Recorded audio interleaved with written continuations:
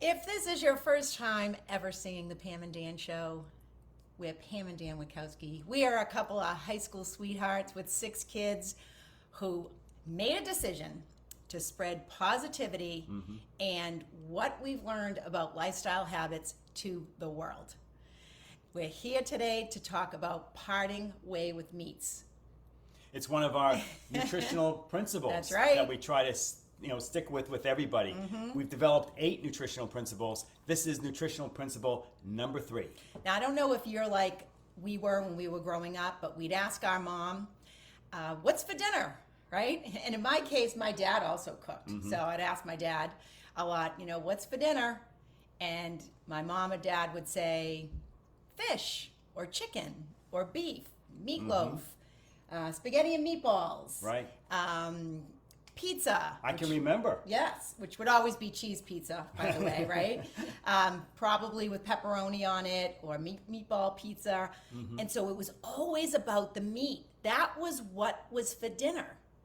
And even as we were raising our kids, we would do the same thing, right? And when they said things like chicken, there was probably 1 or 2 ways that your parents would cook the chicken or cook the meatloaf or make the spaghetti that you knew exactly what it meant. As soon as they said it, you knew what it meant. And I know for us, we always had very similar sides when it was like, say, meatloaf, for example. It would be mashed potatoes many times. Right. Green beans. Yep, there would always be vegetables. I have to say that both of our parents, they always included vegetables on the plate for any of our meals. But the main thing was always about the meat, and that was the biggest thing on the plate was the meat, and that was what was most plentiful for the meal. Right. And so as we learned some things about meat in our journey with lifestyle medicine, we want to share what we learned with you guys. Right. Okay. And so now what we do is we have changed our language, we've changed our mindset, we've changed our meal prep. So what we have done, and this is a great suggestion for you too, is if the kids are asking, or when the kids ask what's for dinner, we usually will do like a theme. So for example, it might be pastabilities. So that means it's going to be some sort of Italian meal, Right. And with the pasta, but it will be loaded with veggie options. We do like a buffet of pasta. So you'll have the pasta, but then you'll have all kinds of veggies that you can put on, maybe a couple different toppings, a couple different sauces or gravies, as we Italians say. But also it could be Asian, or it could be veggie burger night, or burger night, right. or Taco Tuesday, right? But we stick with the themes, and then all the different variations on that theme to keep it plant-based are options that everybody has. That's Not right. everybody always chooses just plant-based options, but it's always available. That's right. Exactly. So that's what has really worked well for us as we transitioned, and now like that's the language. That's how we communicate around here, and that's how we plan the meals. It isn't about what the meat is for the meal. But Dan, you know what? These guys, they may need a little bit of the science or the evidence or the nutritional value Yes. or not value of animal. Because we were all brought up basically the same way. We always had meat for dinner, for example. And many times we would eat meat all day long. Every single meal included some type of animal product. But animal products have problems. Yes, they're a great source of protein, and we're always concerned about getting enough protein for our health. Our bodies need to ingest protein to stay healthy, because we definitely need to rebuild and we need to use it as fuel. And animal products are great sources of protein, but they come with a lot of baggage.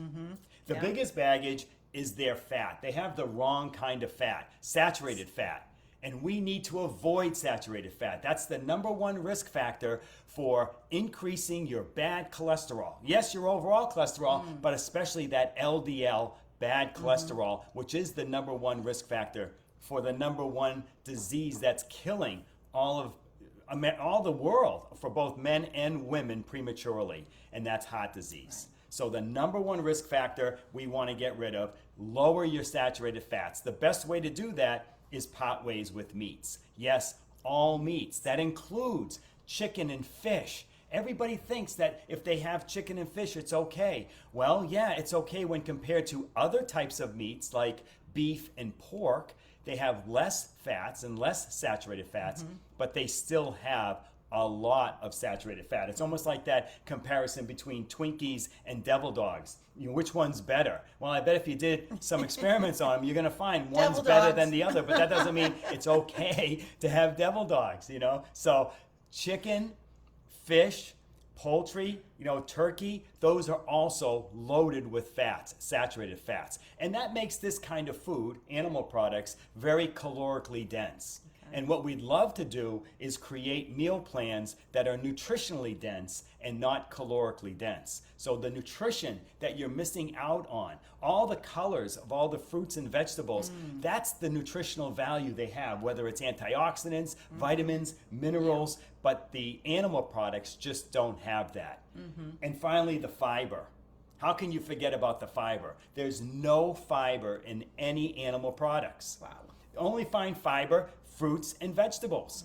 Legumes, you'll find great fiber, and in the whole or natural grains. That's where we find the fiber. And the fiber is so important to us because that's what our microbiome eats. And we're learning more and more about the bacteria that live within us, that live with us, that provide us with great nutrients, that provide us with vitamins that we can't normally make, or even enzymes that help us digest our foods. So it's important to keep them happy, and we keep them happy and our whole digestive tract happy by keeping the bus moving by adding more and more fiber. Most Americans get about 15 grams of fiber a day. Unfortunately, women need at least 25, 30 is even better. Men need at least 30, 35 grams of fiber a day is even better. So getting that fiber, the only way to do it is through fruits, vegetables, legumes, and natural grains. You won't find any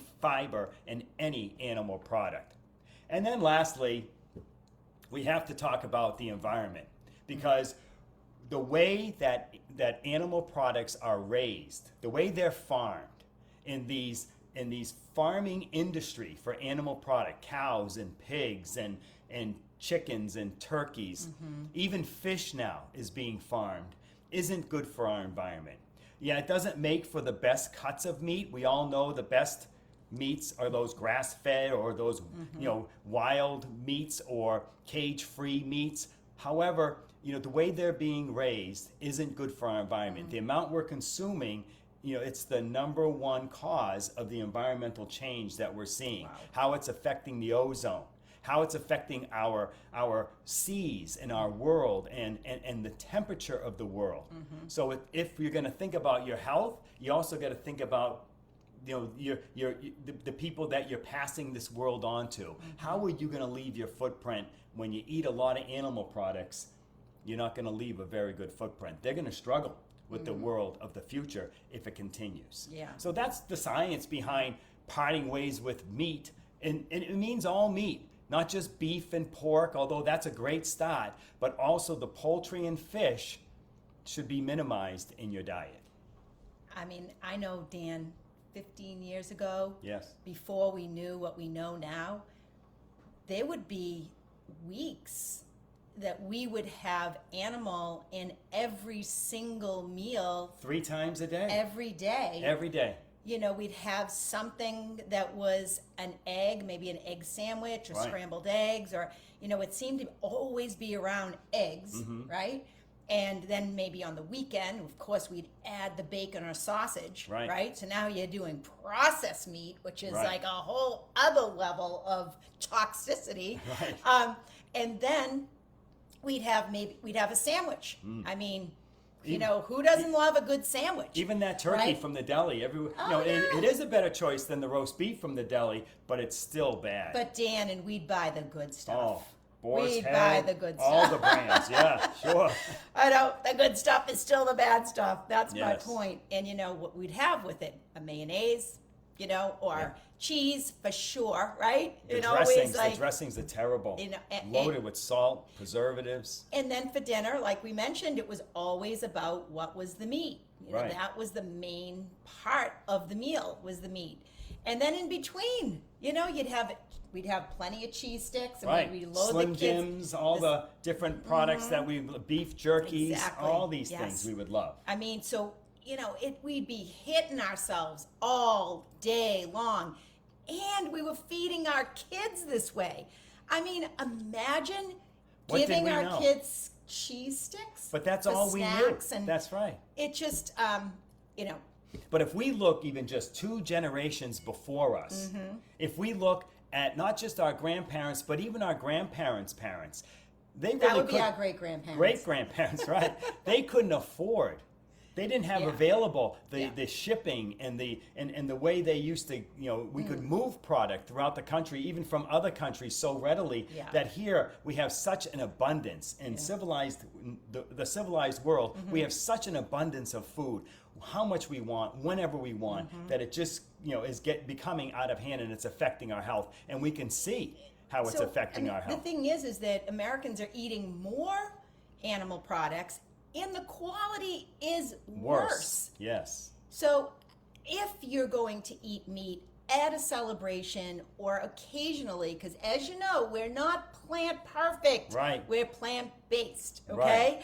So, you know, if you happen to see us occasionally eating a piece of meat, okay. Usually it's low on the food It's- chain, and usually it's from the sea. It's from the Yes, ocean. But we will look at where that is sourced. Where is it from? And so we encourage you to do the same. Don't just eat things that are junk, that just a poor quality, because again, you're just adding to the toxicity of what you're putting into your body Right. and what you're putting into your kids' bodies, okay, or your grandkids' bodies. So just be careful about that. We care more about how we fuel our cars than we do about how we fuel ourselves. True. So our call to action today is to take next week, okay, and think about it. Even if it's a meatless Monday, I know that that's really like a cliche and it's like a hot thing to do, but it's a great start. That's right. It's Okay. made a big difference for many people That's all right. over the country when it first got started. Yeah, it gets you thinking. Also, think about what you are eating. I encourage you, jot it down. I bet you've got animal coming into your meals more than you may Yes. even think. It sneaks in. Journaling is so important if you really want to make change. So make sure, like, and then you can look back at the week and say, oh my goodness.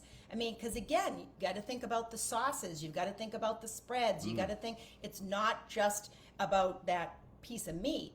There's other ways that the animal products may be getting in. So look to that.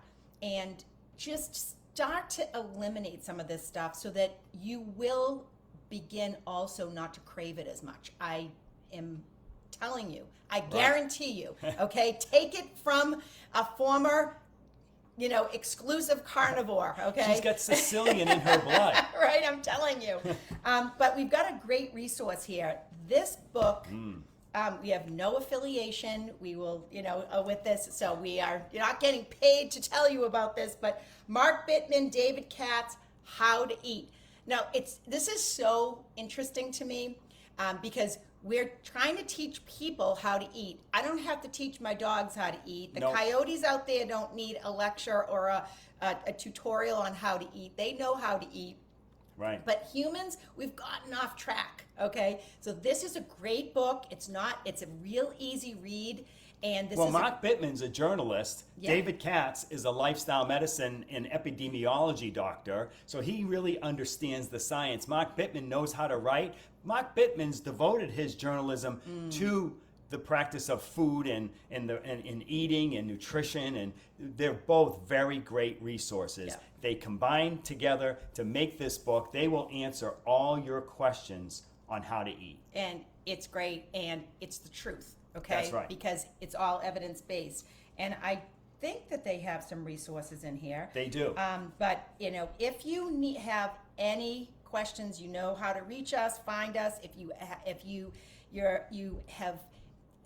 have heard something, read something that seems contradictory to what we're talking about or what's in here, let us know, okay? And we will help you to navigate through so many of the myths that are out there, so many of the untruths, and so many of the marketing that is out there too. Right.